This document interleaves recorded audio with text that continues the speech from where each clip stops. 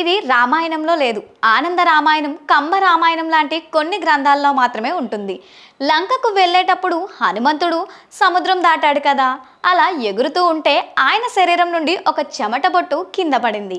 ఆ సముద్రంలో ఒక పెద్ద మరకం అంటే ముసలి లాంటి చేప ఉంది. ఆ మరకం ఆ చెమట బొట్టును మింగేసింది.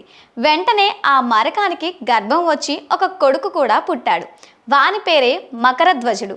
సగం వానరుడు, సగం మొసలి రూపంలో పుట్టాడు.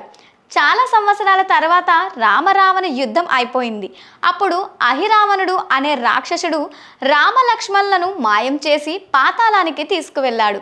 హనుమంతుడు వాళ్ళని రక్షించడానికి పాతాళానికి వెళ్తే అక్కడ ద్వారం దగ్గర ఒక బలమైన వీరుడు అడ్డుపడ్డాడు.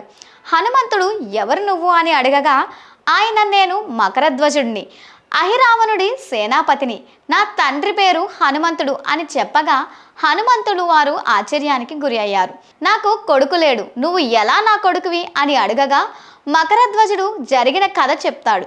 తండ్రి కొడుకుల యుద్ధం చేశారు. చివరికి హనుమంతుడు మకరధ్వజుణ్ణి ఓడించి అహిరావణ్ణి చంపి రామలక్ష్మణులను కాపాడాడు.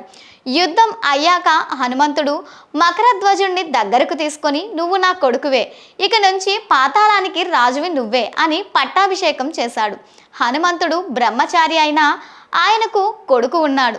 కానీ ఆయన సంకల్పం లేకుండా కేవలం ఆయన తేజస్సు వల్లే పుట్టాడు. గుజరాత్లో మకరధ్వజుడికి గుడులు కూడా ఉన్నాయి. అక్కడ ఆయన్ని హనుమంతుడి కొడుకుగా పూజిస్తారు. హనుమంతుడికి తన కొడుకు గుర్తుగా పంచముఖ రూపాలలో ఒక ముఖం, మకర ముఖం కూడా ఉంటుంది.